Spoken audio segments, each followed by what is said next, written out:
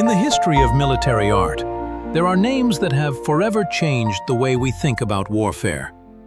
One such name is Marshal Fyodor Ivanovich Tolbukhin, a man who turned the assault on impregnable fortresses into a precise science. From a modest rural teacher to one of the greatest commanders of the 20th century, his path was full of mysteries and unexpected twists and turns. His methods were so effective that even German generals in captivity studied the tactics of the Russian fortress breaker.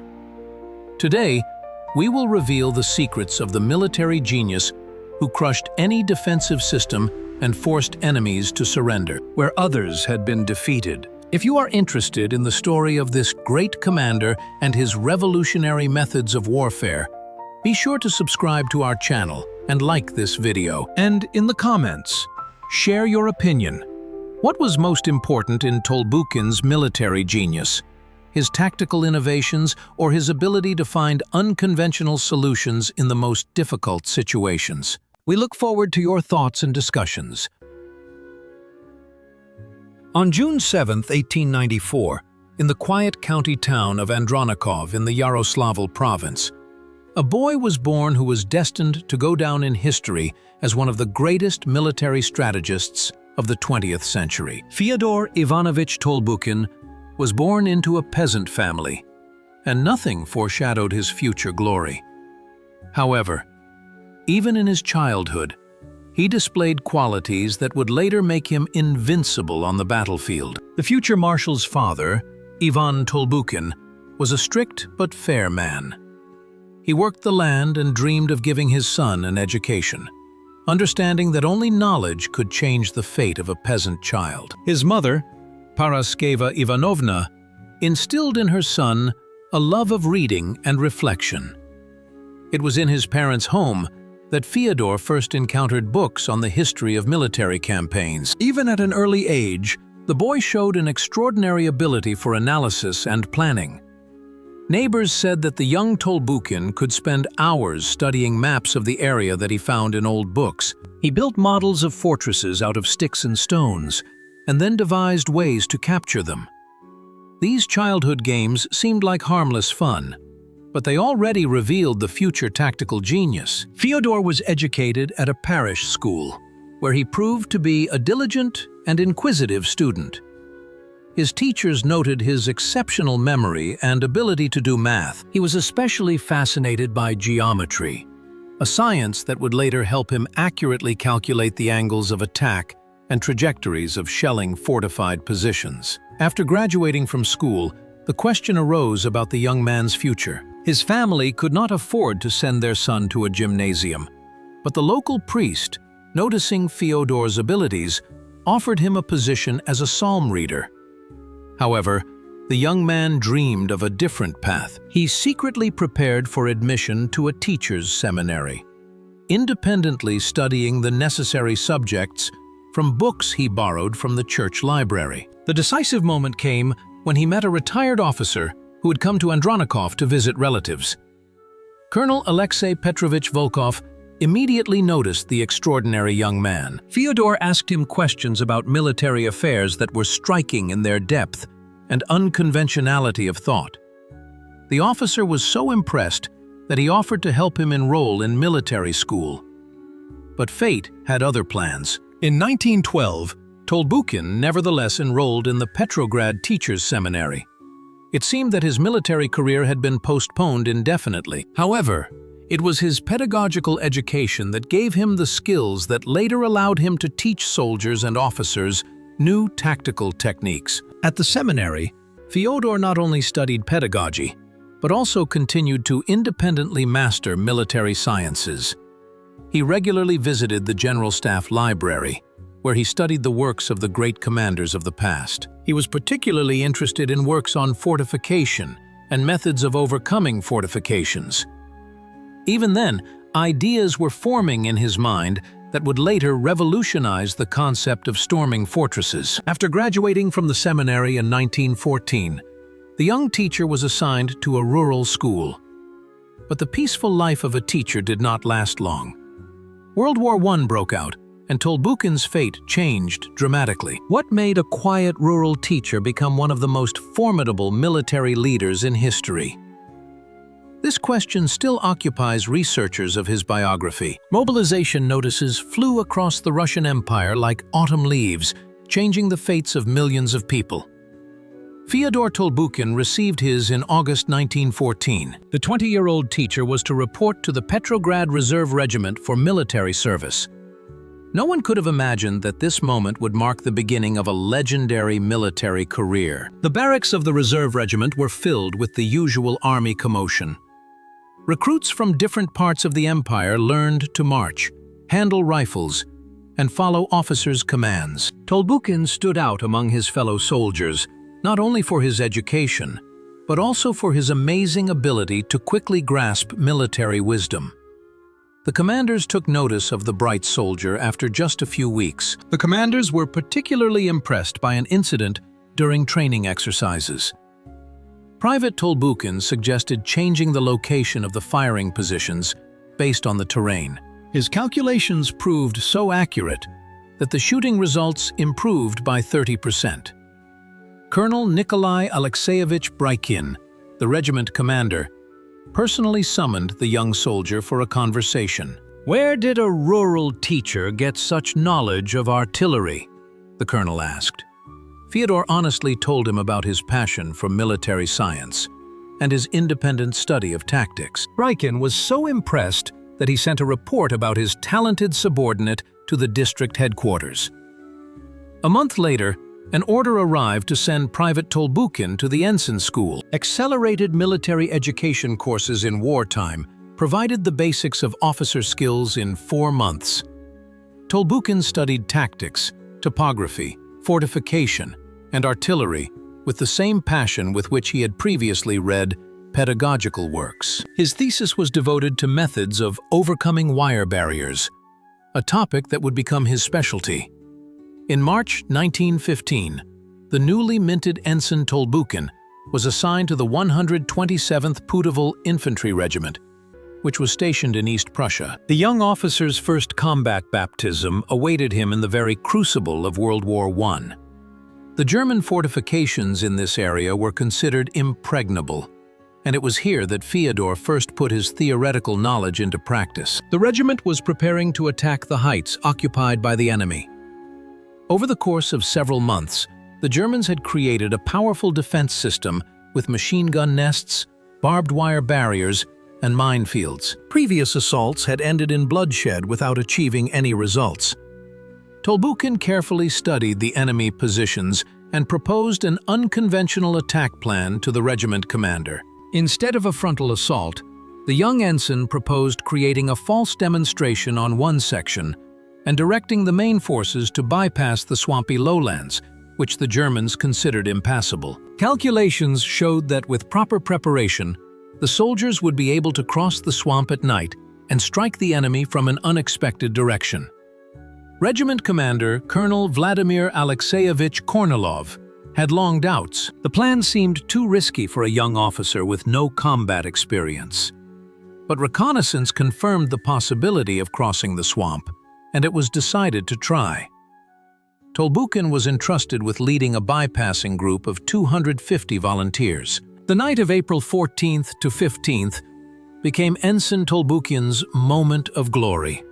His group silently crossed the swamp, bypassed the German positions, and at dawn struck the enemy from the rear. At the same time, a false attack began from the front. The Germans, caught off guard, were unable to organize resistance. The hill was taken with minimal losses, only 7 killed and 23 wounded. The success of the operation caused a sensation at Army headquarters. The young officer who had managed to break through a position considered impregnable was talked about all over the front. Tolbukhin was awarded the Order of St. George, 4th class, and promoted to 2nd lieutenant. But most importantly, he understood his true calling. What helped a rural teacher unravel the secrets of military art faster than many career officers? The revolutionary year of 1917 found Lieutenant Tolbukhin serving as a company commander in the same Putoval regiment. During 2 years of war, He had proven himself to be a talented officer, capable of solving the most complex tactical problems. His methods of breaking through fortifications were already being studied in division headquarters, and the soldiers called their commander Fyodor the Fortress. But the coming political upheavals would force him to choose between the old and new. Russia. The February Revolution shook the army. Soldiers formed committees, officers were removed from their posts, and discipline collapsed before their eyes. Many career military personnel left their units, unwilling to serve the new government. Tolbukhin was faced with a difficult choice: to remain loyal to his oath to the emperor or to accept the revolutionary changes. His decision surprised many of his colleagues. The young officer not only remained in the army, but also actively supported the ideas of the provisional government. At a meeting of the regimental committee, he gave a speech that was remembered by his contemporaries for its sincerity. "I serve not individuals, but the motherland. If the people have chosen a new path, an officer must help them walk that path with honor." The soldiers unanimously re-elected Tolbukhin as company commander. However, army democracy turned out to be a double-edged sword. Discipline finally broke down. Soldiers refused to carry out combat orders, demanding immediate peace with Germany.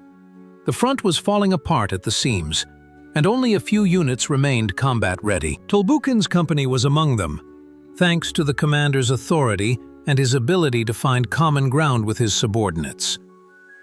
The October Revolution raised new questions. The Bolsheviks came to power with slogans of immediate peace and the transfer of land to the peasants.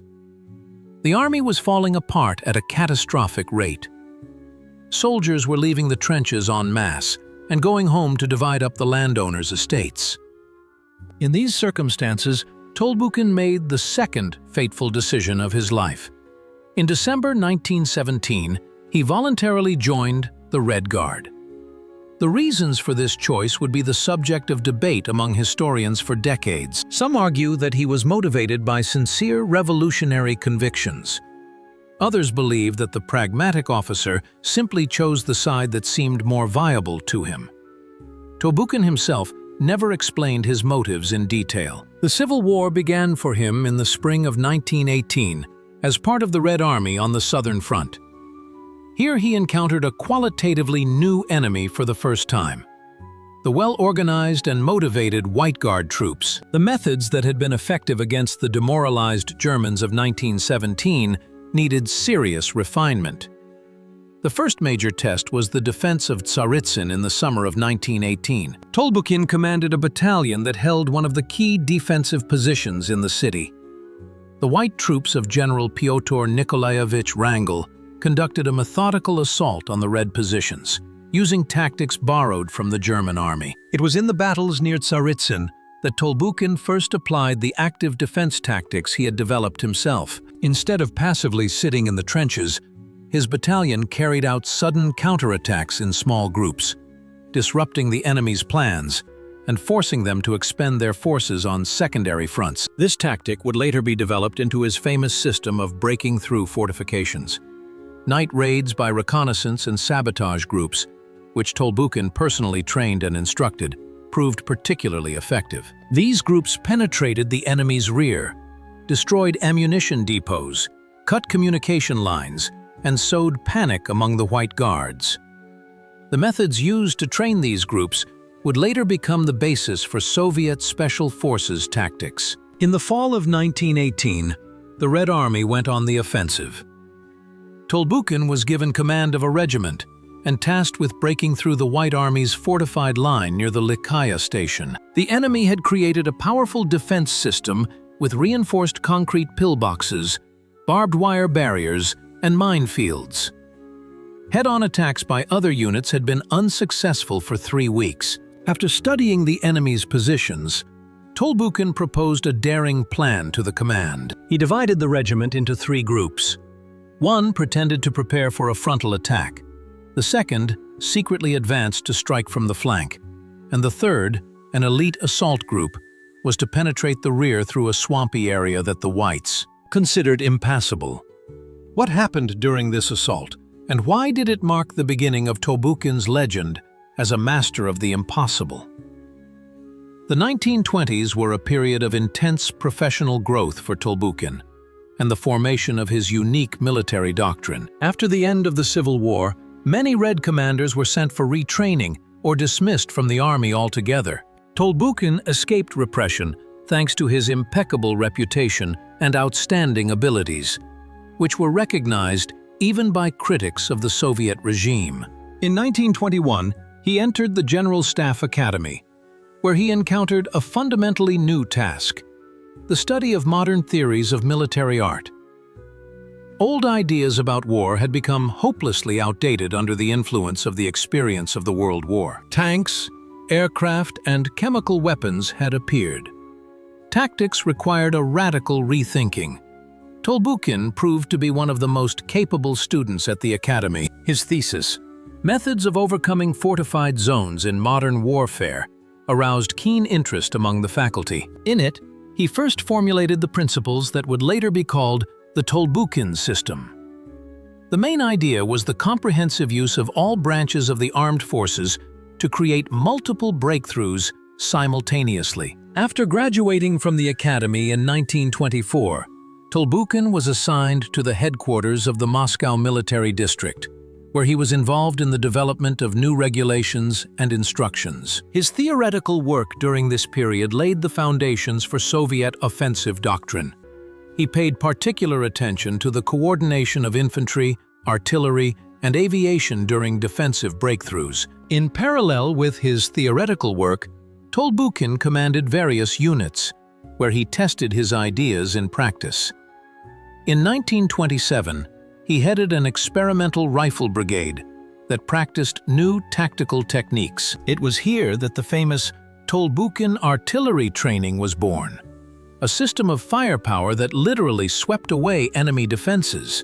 The essence of the method was to create a firewall, a dense curtain of artillery fire that moved in front of the advancing infantry.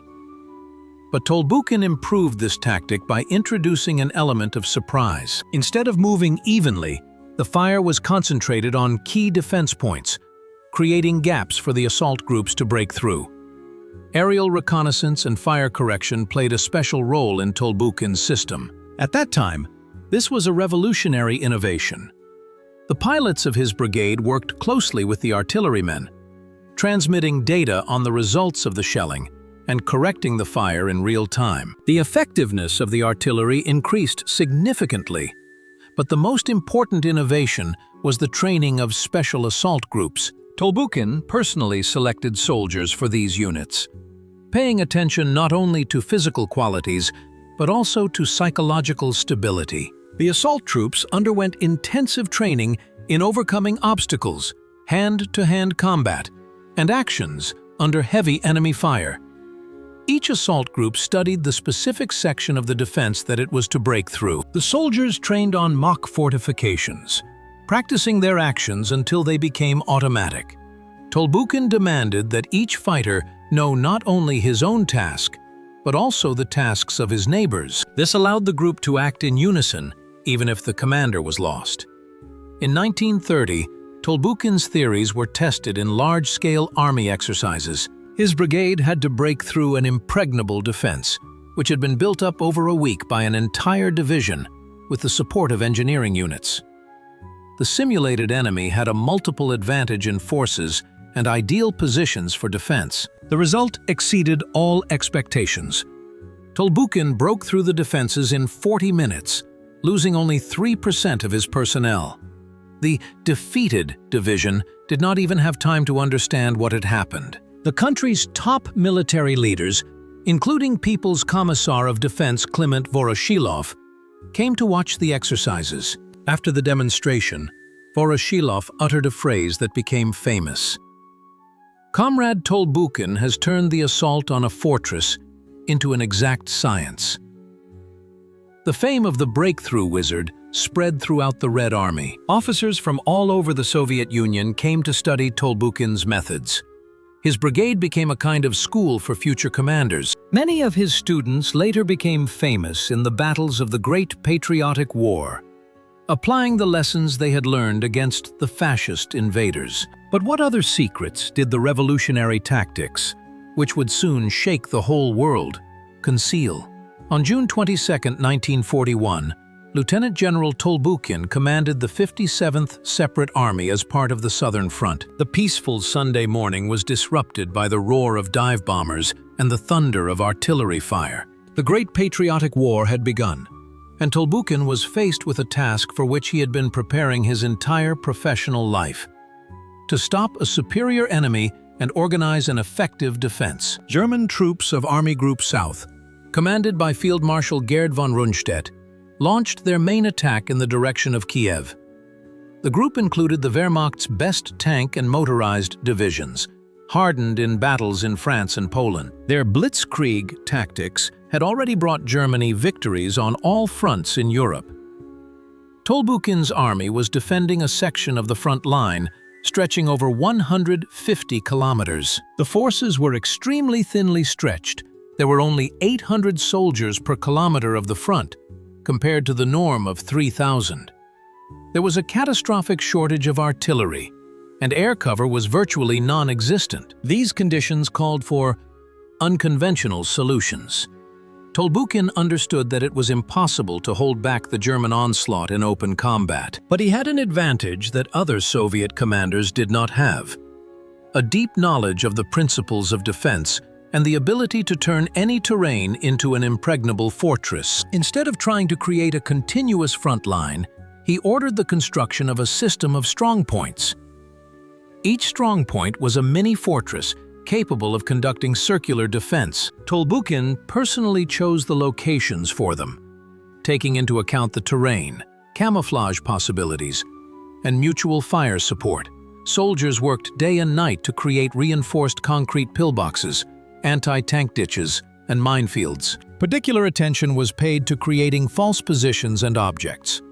Tolbukhin ordered the construction of dozens of mock-ups of artillery pieces and tanks to distract German aircraft from their real targets. This deception tactic, developed back in the 1920s, proved extremely effective in modern warfare. The Germans launched their first attack on June 24th. General Adolf Kunzen's 8th Panzer Division rushed to break through, hoping to cover 40 kilometers in a day and reach the rear of the Soviet troops. But instead of the expected quick breakthrough, the tankers encountered a dense anti-tank defense system. Tolbukhin employed a tactic that would later be called fire pockets. German tanks were lured into specially prepared areas of terrain where they were met with concentrated fire from camouflaged guns. The disabled vehicles blocked the passages, and the following echelons came under even heavier fire. By the end of the day, the Germans had lost more than 40 tanks, advancing only 8 kilometers. The pace of the offensive, necessary for the success of the blitzkrieg, was disrupted. But Tolbukhin understood that this was only the beginning. The Germans would regroup and launch a new, even more powerful strike. On the night of June 24th, the Army headquarters received an unexpected order from the front command to immediately retreat to new positions. Tolbukhin realized that the overall situation at the front was catastrophic, but a simple retreat would mean losing control of the troops and turning the retreat into a panicked flight. Tolbukhin made a decision that many considered suicidal. He ordered a retreat according to a pre-planned strategy, while simultaneously launching counterattacks against the advancing enemy. The army was to retreat in echelons, leaving scorched earth behind and making pursuit as difficult as possible. Each stronghold was tasked with fighting to the last, then blowing up all fortifications and retreating to the next line. Engineering units mined roads, bridges, and crossings. Artillery fired at maximum range, covering the infantry's retreat. Despite the Luftwaffe's dominance, the Air Force launched surprise attacks on German columns. The retreat lasted 5 days and became a model of organized withdrawal under the most difficult conditions. The Germans were unable to encircle Tolbukhin's army, even though they had every opportunity to do so. Moreover, Their advance slowed to 10 kilometers per day instead of the planned 50, what enabled Tolbukhin to preserve his army in conditions where other units were being destroyed or surrounded. The Battle of Stalingrad became a real test for Lieutenant General Tolbukhin's title of Outstanding Commander. By August 1942, his 57th Army had been transferred to the most critical section of the city's defenses. The German 6th Army, commanded by General Friedrich Paulus, was pushing towards the Volga, seeking to capture the strategically important industrial center. Tolbukhin took command of the army at a time when the situation seemed hopeless. The Germans had already reached the outskirts of Stalingrad and were fighting in the factory districts of the city.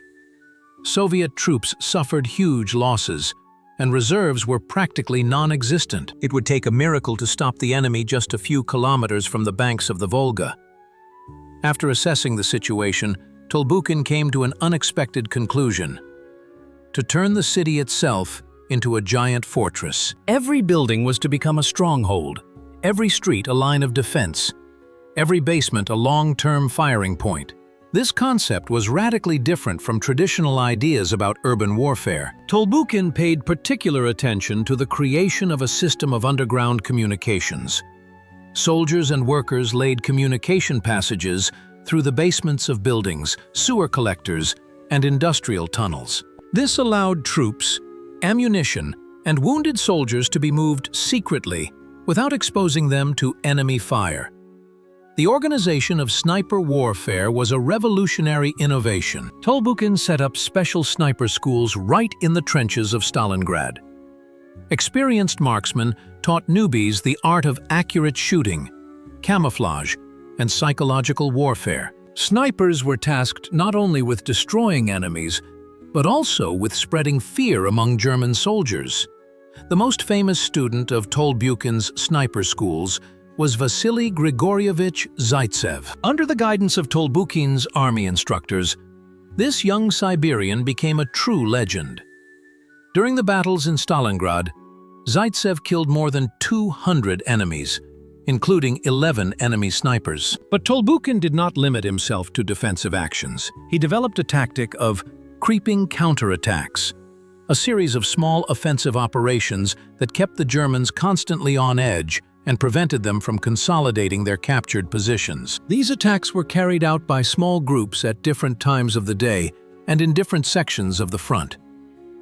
Night assaults proved to be particularly effective. Tolbukhin personally trained elite assault groups that specialized in capturing individual buildings and neighborhoods. These fighters were equipped with automatic weapons, grenades, and communications equipment. They acted quickly and silently, capturing enemy strongholds before the Germans had time to organize resistance. By October 1942, Tolbukhin's army had not only stopped the German advance, but had also begun to slowly push them back from their positions. Every meter had to be fought for, but the initiative gradually shifted to the Soviet troops. The German command was forced to transfer more and more reserves to Stalingrad. The turning point came with the operation to capture the so-called Pavlov's House, a four-story residential building that the Germans had turned into a powerful stronghold. Tolbukhin assigned this task to a group of fighters under the command of Sergeant Yakov Fyodorovich Pavlov. The assault lasted 3 days and became a model of urban combat. Pavlov's group applied all the innovations of Tolbukhin's tactics. First, snipers suppressed enemy firing points on the upper floors. Then the assault troops secretly entered the basement of the building through underground passages. At the same time, the artillery delivered a short but powerful strike on the facade, creating breaches for the attack. The coordination of actions was so precise that the building was captured with minimal losses. The success at Pavlov's house caused a sensation throughout the army.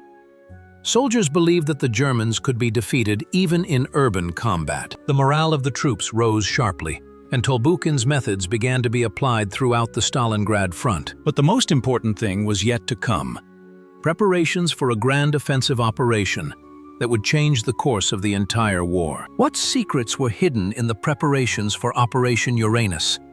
And why was Tolbukhin entrusted with one of the key strikes? On November 19, 1942, at 5:30 a.m., the silence of the Stalingrad steppes was broken by the roar of artillery. Operation Uranus had begun, a grand offensive designed to encircle German troops near Stalingrad. Tolbukhin's army delivered one of the main blows, and the fate of the entire operation largely depended on the success of his troops. Tolbukhin was tasked with breaking through the defenses of the Romanian Third Army on a 25-kilometer stretch. Intelligence reported powerful enemy fortifications. A three-line defense with reinforced concrete pillboxes, minefields, and barbed wire barriers. The Romanian troops were seriously reinforced by German artillery and anti-tank units. A month before the start of the operation, Tolbukhin began detailed preparations for the breakthrough. He personally surveyed every kilometer of the upcoming offensive, studying the terrain, the enemy's fortifications, and possible ways to bypass them. Particular attention was paid to secrecy. The Germans were not to be allowed to guess about the impending attack. The artillery preparation planned by Tolbukhin was radically different from traditional cannons. Instead of prolonged, uniform shelling, he proposed a system of fire raids, short but extremely intense strikes on key defense points. Each raid lasted no more than 15 minutes, but its density exceeded all known norms. The secret to its effectiveness lay in the most accurate reconnaissance of targets and mathematically calibrated distribution of fire. Tolbukhin enlisted the best artillerymen and mathematicians to plan the trajectories of the shells with an accuracy of 1 meter. Each gun was assigned a specific target and a firing schedule. Reactive artillery, the famous Katyushas, played a special role. Tolbukhin was the first in the Red Army to use these installations on a massive scale to suppress area targets. 120 launchers simultaneously fired more than 4,000 shells at enemy positions in 5 minutes. The infantry attack began under the cover of a firewall, a moving wall of explosions that preceded the advancing troops. But Tolbukhin made revolutionary changes to this tactic. Instead of advancing evenly, the fire was concentrated on the breakthrough areas, creating corridors for the rapid penetration of assault groups. The first line of Romanian defense was broken through just 40 minutes after the attack began. The demoralized defenders could not withstand the unprecedented power of the fire and began to retreat. Tolbukhin immediately sent mobile groups, tanks and motorized infantry, into the breach to build on the success deep in the defenses. But Tolbukhin's main trump card was specially trained deep breakthrough groups. These units penetrated the enemy's rear even before the main attack began, using night passages through minefields and covert marches across rough terrain. When the offensive began, the groups struck the Romanian headquarters, communications nodes, and artillery positions. By noon on November 19th, Tolbukhin's troops had advanced 15 kilometers, completely breaking the enemy's resistance in their sector. The success exceeded the command's wildest expectations, but the most important thing was still ahead: joining forces with the Don Front troops advancing from the north to close the encirclement. On November 20th, the advanced units of Tolbukhin's army reached the Don River in the area of the Kalinin farmstead. Here they met with the tankers of General Pavel Alexeyevich Rotomtsev, who were advancing from the opposite bank. The encirclement around Stalingrad was complete. 22 enemy divisions with a total strength of over 300,000 men were trapped in the cauldron. The German command immediately attempted to break out the encircled group. General Erich von Manstein created a special army group, Dawn, to break through the encirclement. The main strike was directed precisely at the positions of Tolbukhin's army, which was supposed to hold the outer front of the encirclement. The defense on the Mishkovsky direction became a new test for Tolbukhin's talent. The Germans launched an offensive with their best tank divisions, including the elite Grossdeutschland. Their task was to break through a corridor to the surrounded troops and bring the Sixth Army out of the cauldron. Tolbukhin employed a tactic of elastic defense that he had developed himself. Instead of attempting to stop the German tanks on the front line, he organized a system of successive lines, each of which inflicted maximum damage on the attackers. Anti-tank guns were arranged in a checkerboard pattern, creating zones of crossfire. Anti-tank hunters, small groups of armored fighters armed with anti-tank rifles and grenades, proved to be particularly effective. These daredevils allowed German tanks to get close and hit them in their most vulnerable spots. German losses grew with each passing day, and the pace of the offensive steadily slowed. What enabled Tolbukhin to stop the elite German units and maintain the encirclement around Stalingrad?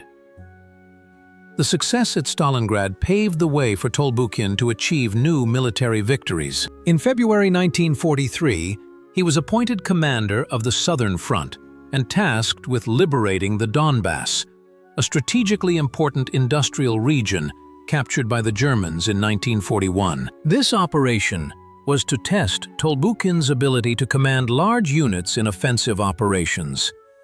The Donbass was a veritable fortress. During a year and a half of occupation, the Germans had created a powerful defense system, taking advantage of the terrain and industrial infrastructure of the region. Mines were turned into underground forts, slag heaps into observation posts and artillery positions, and factory workshops into impregnable strongholds. Tolbukhin understood that traditional methods of breaking through would not work here. A qualitatively new solution was needed that would take into account the specifics of the industrial theater of war. Month after month, he studied intelligence data, pre-war factory plans, and topographic maps, looking for weak spots in the German defenses. The key idea was to use the underground communications of the Donbass itself against the invaders. The region was literally riddled with mine shafts, tunnels, and underground galleries. Tolbukhin decided to turn this feature of the terrain into his main advantage. A special service was created to study the underground routes. Local miners who knew every meter of the underground labyrinths were recruited for the work. Many of them had joined the partisans or were hiding in the forests, but contact with them was established through underground activists. The miners drew up detailed maps of all the underground passages and indicated the most convenient routes for the covert movement of troops. The first phase of the operation began in March 1943, with the landing of sabotage groups behind enemy lines. Using an extensive network of abandoned mines, Soviet intelligence officers penetrated German territory and struck communications, warehouses, and headquarters. The Germans could not understand where these ghosts were coming from. The tactic of underground torpedoes, blowing up German positions from below, proved to be particularly effective. Sappers penetrated through old mine workings to the foundations of buildings occupied by the enemy and laid powerful explosive charges. The explosions occurred simultaneously in different sections of the front, demoralizing the defenders. The main offensive began on March 13th with powerful artillery preparation. But Tolbukhin applied a new tactic. Instead of continuous shelling, fire was concentrated on key resistance points identified by underground reconnaissance. The effectiveness of the firing increased many times over, and ammunition consumption was reduced. The infantry attack was carried out according to the principle of seepage. Small groups of soldiers penetrated deep into the defenses through underground passages and struck from the rear. At the same time, the main forces advanced from the front, pinning down the enemy and preventing them from transferring reserves. The German defenses cracked under the blows from both sides. The battles for the city of Kramatorsk, an important railway junction and industrial center, were particularly dramatic. The Germans had turned it into a powerful fortified area with a system of pillboxes, anti-tank ditches, and minefields. Attempts to take the city with a frontal attack would have led to huge losses. Tolbukhin developed a daring plan to capture Kramatorsk from within. A specially trained battalion of machine gunners was to infiltrate the city through an abandoned mineshaft in the central part of the city. At the same time, the main forces would simulate preparations for an assault from the outskirts.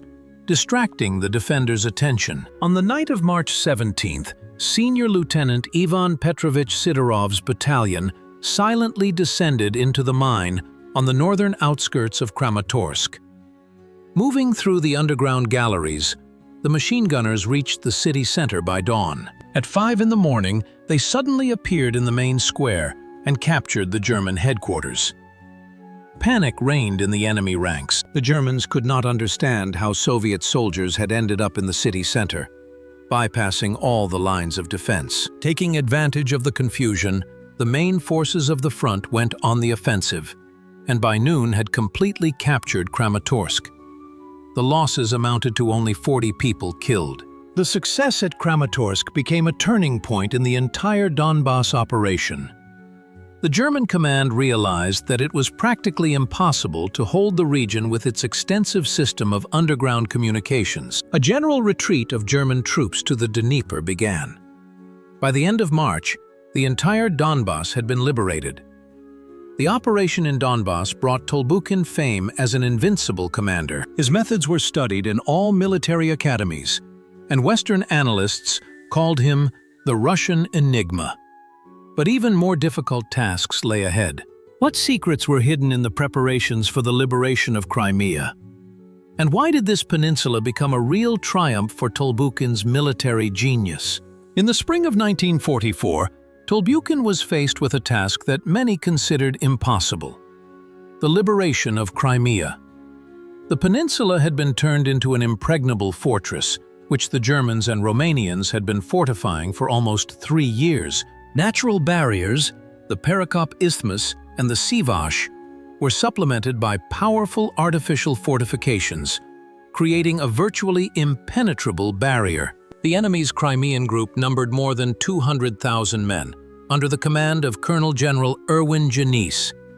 It consisted of select German and Romanian divisions, reinforced by powerful artillery and aviation. The Germans were confident that Crimea would become an impregnable stronghold, capable of withstanding any assault.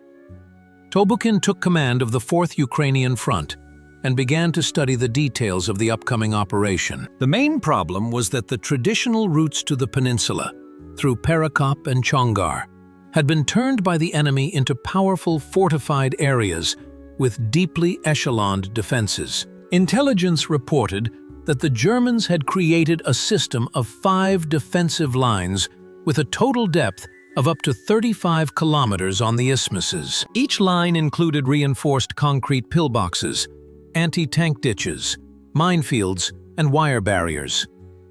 A frontal assault on such positions promised to turn into a bloody massacre with no guarantee of success. Tolbukhin proposed a revolutionary solution: to launch the main attack across the Sivash, which was considered impassable. This shallow lake with a muddy bottom and salty water was practically unfortified by the Germans, who considered it a natural barrier.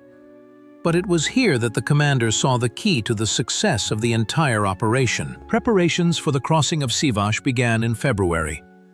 Tolbukhin personally supervised the engineering work, bringing in the best specialists in water crossings. A special service was created to study the hydrological conditions of the lake, which determined the most convenient places for the troops to cross. The secret to success lay in a thorough study of the tidal phenomena in Sivash. Twice a day, the water level dropped so low that the depth in some areas did not exceed half a meter. It was at these moments that Tolbukhin planned to ferry the front's strike units to the southern shore of the lake. Particular attention was paid to the creation of crossing equipment. Engineering units manufactured hundreds of light rafts and bridges, capable of supporting the weight of fully armed infantrymen. Special pontoon bridges were built from improvised materials to transport artillery and tanks. The operation began on April 8th with a powerful air and artillery barrage. But the main strikes were directed at the Perekop positions, giving the enemy the impression that a frontal assault was being prepared. The German command transferred additional reserves to the isthmus, weakening other sections of the defense. On the night of April 11th, the crossing of the Sivash began.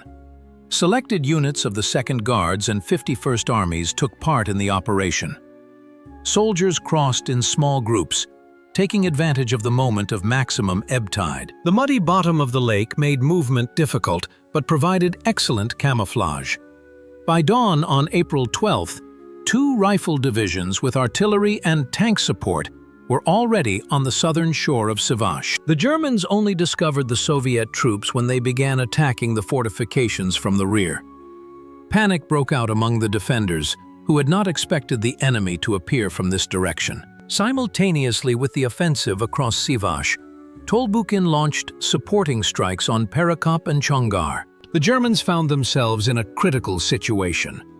Their defenses were breached in 3 places at once, and reserves had to be scattered across the entire front.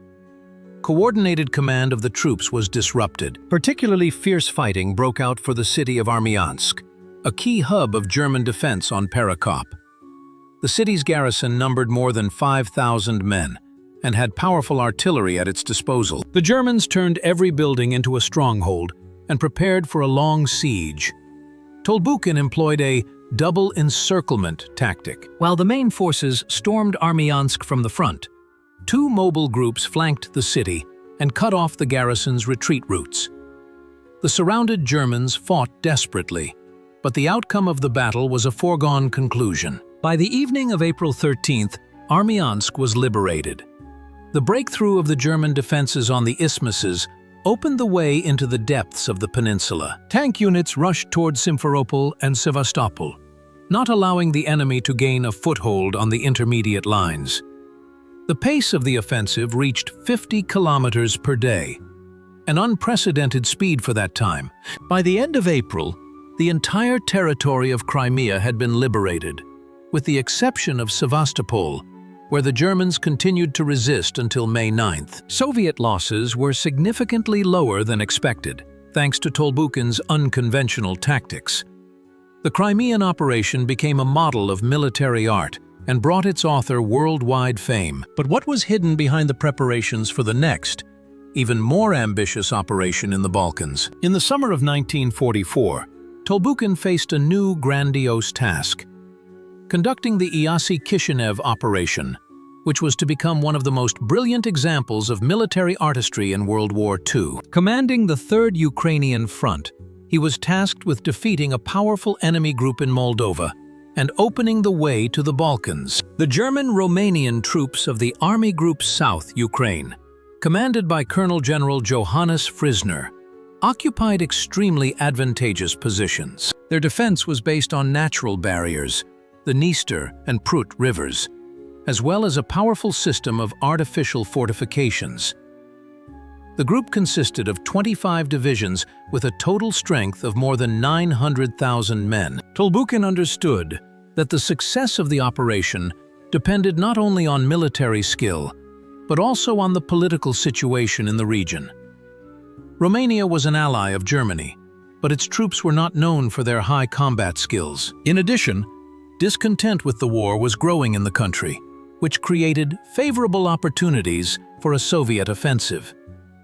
Preparations for the operation began in June, with thorough reconnaissance of the enemy. Tolbukhin personally studied data on each enemy division, its weapons, morale, and combat capability. Particular attention was paid to identifying weaknesses in the defense that could be exploited to deliver decisive blows. The key idea of the plan was to create double pincers, a simultaneous attack from the north and south to encircle the main enemy forces. The northern group was led by Tolbukhin himself, and the southern group by the commander of the 2nd Ukrainian Front, Army General Rodion Yakovlevich Malinovsky. Coordination between the fronts required precision. A distinctive feature of Tolbukhin's planning was the use of political factors as an element of military strategy. Through agents and radio propaganda, the Romanian troops were persuaded that resistance was futile. Simultaneously with the Romanian opposition, negotiations were conducted on the country's possible withdrawal from the war. The artillery preparation developed by Tolbukhin for this operation was a new word in military art. Instead of traditional continuous shelling, he used a system of selective suppression. Fire was concentrated only on those areas where a breakthrough was planned, while the rest of the positions remained untouched. This tactic had a double effect. First, the enemy could not determine the direction of the main strike. And second, a huge amount of ammunition was saved, which could be used to support the advancing troops. The density of fire in the breakthrough areas reached record levels, 300 guns per kilometer of the front. The operation began on August 20th at 4 a.m. with a powerful artillery strike. At the same time, Soviet aircraft launched massive strikes on enemy airfields, railway junctions, and headquarters. In the first 2 hours, the Luftwaffe lost more than 100 aircraft, virtually losing its ability to influence the course of the fighting. The infantry attack began under the cover of smokescreens that concealed the actual directions of the strikes. Tolbukhin was the first in the Red Army to use smoke not only for camouflage, but also for psychological impact on the enemy. Thick clouds created an atmosphere of chaos and uncertainty. The first line of defense was breached by noon. Unable to withstand the power of the Soviet offensive, Romanian troops began to retreat. Many units surrendered without resistance, and officers defected to the attacking side. The enemy's morale collapsed with catastrophic speed. The events of August 23rd were particularly dramatic, when a coup d'état took place in Bucharest. King Michael I arrested dictator Ion Antonescu and announced Romania's withdrawal from the war. This news had the effect of a bombshell among the Romanian troops at the front. Tolbukhin instantly assessed the opportunities that had opened up and ordered all units to pursue the enemy. Tank corps rushed into the breach, preventing the Germans from organizing their defense at intermediate lines. In one day, Soviet troops advanced 80 kilometers, a record for that period of the war. By August 29th, the encirclement of the German-Romanian group was complete in the area of the city of Huzi. 18 enemy divisions were trapped in the cauldron and were completely destroyed or captured over the next 3 days. German losses amounted to more than 400,000 men. The Iasi Kishinev operation was a triumph of Tolbukhin's military art. Western military experts called it a masterpiece of strategy, and German generals studied the Soviet commander's methods while in captivity. But most importantly, the operation opened the way to the Balkans and hastened the end of the war. What new challenges awaited Tolbukhin in the upcoming Balkan campaign? The success of the Iasi Kishinev operation opened the way for Tolbukhin to the Balkans, a region where his military genius would have to manifest itself in a new capacity. Now he had to act not only as a commander, but also as a diplomat, given the complex political situation in the countries of Southeast Europe: Bulgaria, Hungary, Yugoslavia. Each of these countries had its own characteristics that had to be taken into account when planning military operations. In September 1944, troops of the Third Ukrainian Front entered Bulgarian territory. The situation here was unique. The Bulgarian army was formally at war with the USSR, but the people of the country sympathized with their Slavic brothers. Tolbukhin needed to find a way to avoid bloodshed and persuade the Bulgarians to side with the anti-Hitler coalition. The commander made a decision that surprised many military leaders. Instead of a conventional offensive, he began with political negotiations. Through Bulgarian communists and representatives of the Fatherland Front, contacts were established with opposition forces in the country. Tolbukhin understood that military victory would be incomplete without political success. On September 8th, a coup took place in Sofia. Ivan Bagrianov's government was overthrown, and the Fatherland Front, led by Kimon Georgiev, came to power. The new government immediately declared war on Germany and proposed a military alliance with the USSR. The Bulgarian army defected to the Red Army, without firing a single shot.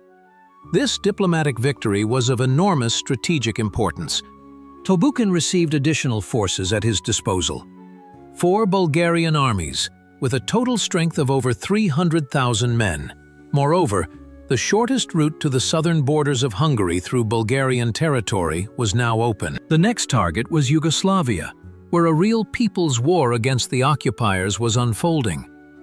Josip Broz Tito's partisans controlled a significant part of the country's territory, but they lacked heavy weapons to liberate large cities. Tolbukhin had to coordinate the actions of the regular army with the partisan forces. Planning the Yugoslav operation required Tolbukhin to acquire new skills. Guerrilla warfare obeys different laws than the actions of regular troops. It was necessary to take into account the peculiarities of the mountainous terrain, the mood of the local population, and the complex relations between various Yugoslav groups. The situation with the Chetniks, Serbian nationalists under the command of Draža Mihailović, was particularly difficult. Formally, they were fighting against the Germans, but they often came into conflict with Tito's communist partisans. Tolbukhin had to find a way to neutralize these contradictions without getting involved in a civil war. The joint Soviet-Yugoslav operation to liberate Belgrade began on October 12th. Tolbukhin used a parallel offensive tactic. Soviet troops advanced along the valleys of large rivers, while Tito's partisans advanced along mountain trails. This ensured mutual support and ruled out the possibility of organized German resistance. The Danube military flotilla, commanded by Rear Admiral Sergei Georgievich Gorshkov, played a special role in the operation. River ships sailed up the Danube, landing troops behind enemy lines and providing fire support to the advancing forces. Coordinating the actions of land, river, and partisan forces required virtuoso skill. The assault on Belgrade became a model for urban warfare. Tolbukhin divided the city into sectors and assigned mixed Soviet-Yugoslav groups to liberate each sector. Local partisans knew every street, and Soviet soldiers had heavy weapons at their disposal. This combination proved to be extremely effective. The German garrison in Belgrade, commanded by General Paul Bieder, put up desperate resistance, turning every building into a fortress. But the coordinated actions of the Allies broke through the defenses in 4 days. On October 20th, the Yugoslav flag flew over Belgrade, and Tito personally thanked Tolbukhin for his help in liberating the capital. Successes in the Balkans brought Tolbukhin international recognition. For the first time, the Western Allies appreciated the skill of the Soviet commander. British Prime Minister Winston Churchill sent Tolbukhin a personal telegram with congratulations, and American General Dwight Eisenhower called him a master of combined operations. But the main achievement was the creation of a new model of military-political cooperation. Tolbukhin proved that modern warfare requires not only military victories, but also political wisdom.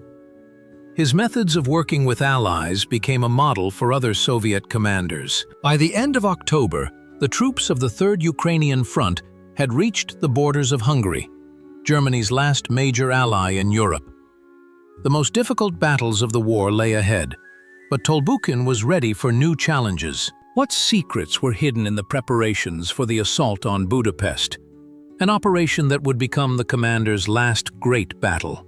November 1944 marked the beginning of the most difficult test of Tolbukhin's military career. The Hungarian capital of Budapest had been turned into an impregnable fortress, which the Germans and Hungarians were prepared to defend to the last soldier. The city was of enormous strategic importance. Its loss would mean the final collapse of Hitler's coalition in Europe. The enemy group in Budapest numbered more than 180,000 men, under the overall command of SS Gruppenführer, Obergruppenführer Karl Pfeffer-Wildenbruch. It included elite SS units, Hungarian nationalists, and remnants of the regular army. They had powerful artillery at their disposal, including the latest German King Tiger tanks. Tolbukhin understood that storming such a fortress would require radically new approaches. Traditional breakthrough methods, successfully used in steppe areas, did not work here. Urban combat has its own rules, and they had to be carefully studied. Month after month, Soviet units conducted reconnaissance in force, gaining experience in street fighting. A distinctive feature of Budapest was its geography. The city was divided into two parts by the Danube. Buda, and Pest. Each part was a separate fortress with its own fortifications and garrison. The Germans blew up all the bridges across the river, turning the Danube into an additional line of defense. Coordinating actions on different banks became an extremely difficult task. Tolbukhin developed a plan for the phased capture of the city.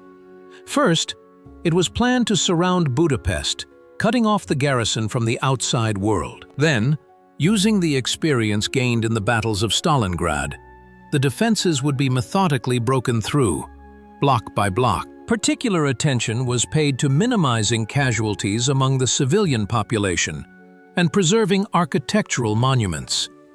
The encirclement of the city was completed by December 27th. Tolbukhin personally directed the operation, coordinating the actions of 4 armies and 2 tank corps. The encirclement ring stretched for almost 150 kilometers and had to be held, repelling enemy attempts to break through from the inside and outside. The German command made desperate attempts to unblock the Budapest garrison. General Hermann Balck created a special tank group, Balck, to break through the encirclement. It included the best panzer divisions, including the elite Leibstandarte SS Adolf Hitler Division. The German counteroffensive began on January 1st, 1945. Tolbukhin met it with well-prepared anti-tank defenses. He used the firebag tactic, luring German tanks into pre-prepared areas where they were met with concentrated anti-tank fire. Particularly fierce battles took place near the village of Beacon, where the best tankers of the 2 armies met. German Tigers attacked the positions of Soviet T-34s under the command of hero of the Soviet Union Colonel Alexei Petrovich Maryin. The tank battle lasted all day, and the Germans lost 27 vehicles without achieving a breakthrough. By mid-January, it became clear that it would not be possible to unblock Budapest. Tolbukhin began the assault on the city itself. He divided it into 4 sectors and set specific tasks for each army. Actions were coordinated through a single headquarters, which ensured maximum effectiveness of the offensive. The assault on Budapest became a model for modern urban warfare. Tolbukhin was the first in the Red Army to use flamethrowers on a large scale to clear buildings of enemies. Special assault groups were created, armed with automatic weapons, grenades, and explosives. Each group was assigned a specific building or neighborhood to capture. Artillery played a special role. Tolbukhin ordered that fire be directed only at specific targets to avoid destroying historic buildings. The guns were rolled out into open positions and fired point-blank at enemy firing points. This tactic required a high level of skill on the part of the artillerymen, but ensured accuracy. Psychological warfare became an important element of the assault. Through loudspeakers, Soviet agitators called on Hungarian soldiers to stop resisting. Many units of the Hungarian army did indeed surrender, unwilling to die for someone else's interests. This significantly weakened the city's defenses. On February 13th, Buda, the western part of the city, fell. The garrison of the fortress, unable to withstand a month-long siege, surrendered. But Pest continued to resist for several more days. The city was finally liberated only on February 17th, after fierce fighting for every street. The capture of Budapest was Tolbukhin's last great battle. The operation lasted more than 2 months and claimed the lives of tens of thousands of soldiers on both sides. But the strategic significance of the victory was enormous. Hungary withdrew from the war, and the German defense in Central Europe was finally broken. For the capture of Budapest, Tolbukhin was awarded the title of Marshal of the Soviet Union and the Order of Victory, the country's highest military award. But the greatest reward for him was the recognition of his soldiers, who called their commander Father Marshal. What other trials awaited the commander in the final months of the war, and how did his military career end? The spring of 1945 found Marshal Tolbukhin on the approaches to Austria. After the capture of Budapest, his troops were given a new task: to liberate the eastern regions of Austria and advance on Vienna. This operation was to be the final chord in the military career of an outstanding commander, and, at the same time, open a new page in the history of post-war Europe. The Austrian campaign had a special political significance. Unlike other countries, Austria was seen by the Allies as the first victim of Nazi aggression, rather than as an aggressor. The Moscow Declaration of 1943 proclaimed the restoration of an independent Austrian state. Tolbukhin had to not only liberate the country, but also lay the foundations for its future structure. The German defense in Austria was based on powerful natural barriers, the Alps and their foothills. Army Group South, under the command of Colonel General Lothar Rendulic, created a system of fortifications that took advantage of the mountainous terrain. Every pass and every valley was turned into a fortress capable of holding back an attack for weeks. Tolbukhin understood that mountain warfare required completely different tactics. Experience in fighting on the plains was of little use here. It was necessary to study new methods of warfare in rough terrain, where tanks and artillery lost their advantage, and the main role passed to the infantry and mountain riflemen. Preparations for the Austrian operation began with the creation of special mountain rifle units. Tolbukhin personally selected soldiers for these units, paying attention to physical endurance and experience in mountain warfare. Many of the fighters were from the Caucasus or Siberia, where they were accustomed to harsh, natural conditions. Particular attention was paid to the training of officers. Tolbukhin organized mountain training courses, where commanders studied tactics for operations in the mountains, the specifics of supplying troops in hard-to-reach areas, and methods for evacuating the wounded in rough terrain. Mountaineers and geologists were involved in the training. The offensive began on March 6th, with a combined strike in several directions. The main forces advanced along the valleys of the large rivers, the Enns and the Danube, where the terrain allowed the use of tanks and artillery. At the same time, mountain rifle units penetrated the enemy's rear via little-known mountain trails. The first major success was the capture of Wiener Neustadt, an important industrial center south of Vienna. The Germans had turned the city into a powerful stronghold, hoping to hold back the Soviet offensive for several weeks. But Tolbukhin used the mountain bypass tactic, sending part of his forces through difficult mountain passes. Mountain riflemen under the command of Major General Ivan Alexeyevich Pliev marched 30 kilometers along mountain trails and reached the rear of the German garrison. At the same time, a false assault on the city began from the front. Caught between two fires, the Germans were unable to organize an effective defense and were forced to retreat. The success at Wiener Neustadt opened the way to the Austrian capital, but on the approaches to Vienna, the Germans had created a particularly strong defense. The Enns River was turned into a water barrier. All bridges were blown up, and reinforced concrete fortifications were erected on the opposite bank. Crossing the river in mountainous conditions became a serious challenge. Tolbukhin developed a plan for a combined crossing. While the main forces prepared a crossing in the lower reaches of the river, special groups were to capture bridgeheads in its upper reaches. For this purpose, inflatable boats and light pontoons were used, which were delivered to the mountains on pack animals. The crossing began on the night of March 12th to 13th. The surprise was complete. The Germans expected an attack only in the valley, but Soviet troops appeared simultaneously at a dozen locations along the entire length of the river. By dawn, 5 separate bridgeheads with a total length of more than 40 kilometers were operating on the western bank of the Enns. The battles for the Austrian capital were particularly dramatic. Hitler had declared Vienna a fortress that had to be held at all costs. The city garrison, under the command of General Rudolf von Bülow, numbered more than 80,000 men, including SS units, the Volkssturm, and the remnants of the regular army. Tolbukhin applied the experience he had gained during the assault on Budapest to Vienna.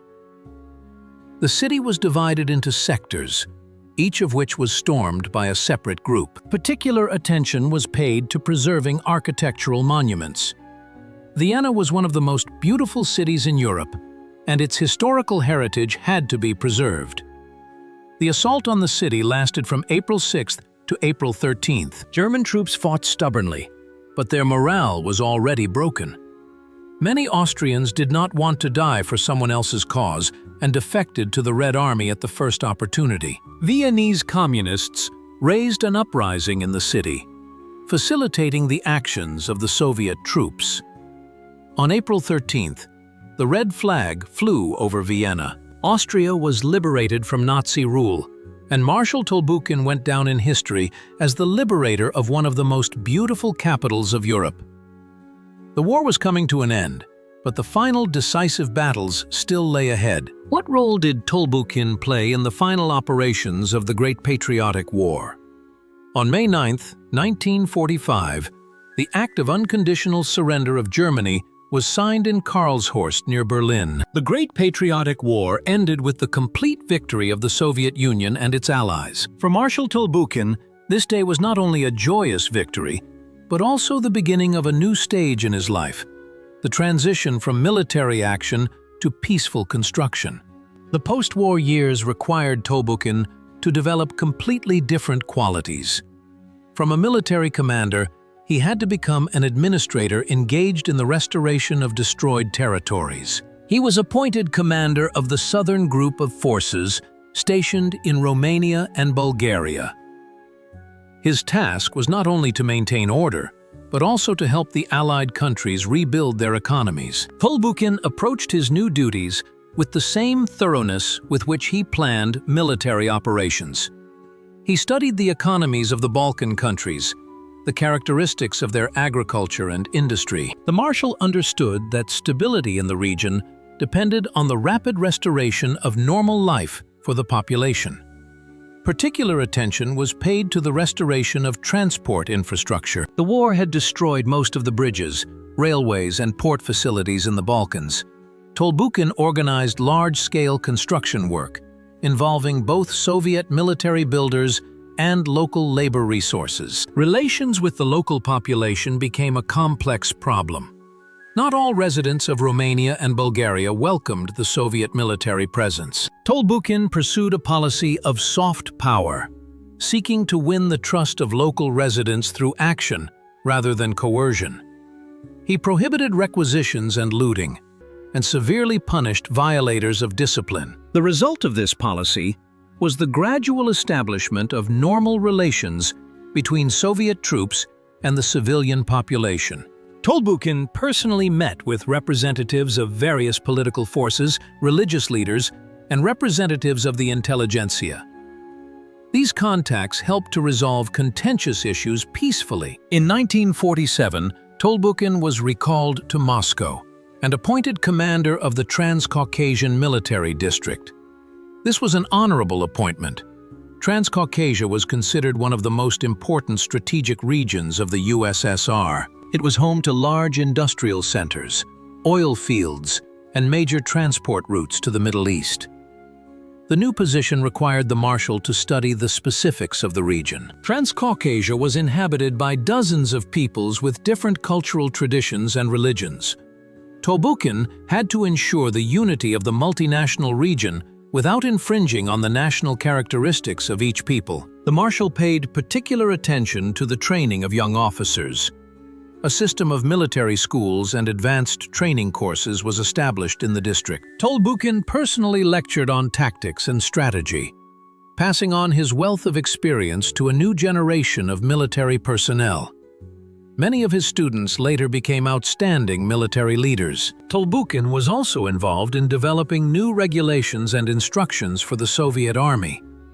The experience of the Great Patriotic War needed to be understood and systematized. The Marshal wrote several theoretical works on the tactics of breaking through fortified positions, which became reference books for military specialists. His work, Offensive Operations in Modern Warfare, was translated into many languages and studied in military academies around the world. In it, Tolbukhin summarized the experience of conducting large-scale offensive operations and formulated principles relevant to the post-war era. But the most important legacy of the Marshal was the school of military art he created. Tolbukhin trained a whole galaxy of talented commanders who applied his methods in local conflicts of the post-war period. The principles of the integrated use of all branches of the armed forces, surprise, and maneuver became the basis of Soviet military doctrine. Unfortunately, Tolbukhin's post-war activities were interrupted by serious illness. Years of intense work on the front lines had undermined his health. In 1949, his heart problems worsened, and doctors insisted on treatment at a sanatorium. On October 17, 1949, the heart of the great commander stopped. Fyodor Ivanovich Tolbukhin died at the age of 55 in a sanatorium in Sesto San Giovanni, near Moscow. His death was a great loss for the Soviet armed forces and the entire country. The Marshal's funeral turned into a nationwide farewell to the hero. Thousands of people came to see off the man who had made an enormous contribution to the victory over fascism. The funeral was attended by senior party and government leaders, marshals and generals, ordinary soldiers and officers. Tolbukhin was buried on Red Square near the Kremlin Wall, alongside other heroes of the Great Patriotic War. His tombstone bears the inscription, Marshal of the Soviet Union Fyodor Ivanovich Tolbukhin, master of breaking through fortifications. These words accurately characterize the main achievement of this outstanding commander. But what impact did his methods have on the development of military art in the post-war period? Marshal Tolbukhin's legacy in military art proved to be truly revolutionary and far ahead of its time. His methods of breaking through fortified positions became the basis for the development of tactics and strategy not only in the Soviet Union, but also in many other countries around the world. Western military experts called the Tolbukhin system one of the greatest achievements of military thought in the 20th century. The basic principles developed by the Marshal formed the basis of the military doctrines of the Warsaw Pact countries. The comprehensive use of all branches of the armed forces, thorough reconnaissance of the enemy, and the creation of false directions of attack all became standard practice for the Soviet military. Tolbukhin's methods were studied in the General Staff Academies of all socialist countries. Tolbukhin's legacy had a particularly strong influence on the development of urban combat tactics. His experience in the assaults on Stalingrad and Budapest was carefully analyzed and systematized. The principles he developed for conducting combat operations in populated areas are still relevant today, in the era of modern local conflicts. The Marshal's ideas about the role of psychological influence in modern warfare proved revolutionary. Tolbukhin was the first to understand that victory is achieved not only by fire and maneuver, but also by undermining the enemy's morale. His methods of information warfare were studied in special military institutes and formed the basis of modern military propaganda. International recognition of Tolbukhin's achievements came in the early post-war years. Military academies in the United States, Great Britain, and France included the study of his operations in their curricula. American General Omar Bradley called Tolbukhin a genius of maneuver warfare, and British Marshal Bernard Montgomery called him a master of the impossible. Of particular interest was the Marshal's ability to adapt his tactics to different conditions on the battlefield. From the steppes of Ukraine to the mountainous regions of Austria, from the industrial centers of Donbass to the urban districts of Budapest, Tolbukhin found original solutions everywhere that led to victory with minimal losses. In modern Russia, the name of Marshal Tolbukhin is immortalized in numerous monuments and memorials. Cities, streets, and military schools bear his name. In Yaroslavl, the commander's hometown, a museum has been created, where documents and exhibits telling about his life and activities are collected. The museum's exhibition attracts thousands of visitors every year. Scientific research into Tolbukhin's military legacy continues to this day. Military historians from different countries study his archives and the memoirs of his contemporaries and analyze the operations he conducted. International conferences dedicated to the creative legacy of the great commander are held regularly. researchers pay particular attention to the innovative methods that Tolbukhin used in planning operations. His mathematical approach to calculating forces and resources, and his use of statistical analysis to predict the results of combat operations were decades ahead of their time. Modern computer technologies make it possible to simulate the operations carried out by Tolbukhin and analyze alternative scenarios for their development. Such studies show that the Marshal almost always chose the optimal solution from a variety of possible options. The influence of Tolbukhin's ideas can be seen in modern military conflicts. The tactics of network-centric warfare used by the armies of developed countries are largely based on the principles of the integrated use of various types of troops, which were first formulated by the Soviet Marshal. Tolbukhin's methods of fighting fortified positions and urban warfare are particularly relevant today. Modern terrorist groups often use the tactic of creating fortified areas in cities, and the Marshal's experience helps the military plan effective operations to eliminate them. Tolbukhin's pedagogical legacy also remains relevant. His methods of training officers, based on a combination of theoretical knowledge and practical experience, are used in military academies around the world. The principle of teaching war in war, which the Marshal professed, became the basis of modern military pedagogy. Tolbukhin's personality continues to inspire new generations of military personnel. His biography is studied in military academies as an example of how perseverance, talent, and hard work can lead a simple rural teacher to the heights of military glory. The Marshal's life story shows that at critical moments in history, people who are capable of making unconventional decisions come to the fore. Today, with the changing nature of military threats, Tolbukhin's legacy takes on new meaning. His principles of adapting tactics to specific conditions, using local features of the theater of war, and exerting a comprehensive impact on the enemy, remain relevant for modern military personnel. Fyodor Ivanovich Tolbukhin went down in history not only as an outstanding commander, but also as a man who managed to turn military art into an exact science. His methods continue to develop and improve, helping defenders of peace and justice to defeat the forces of evil and aggression.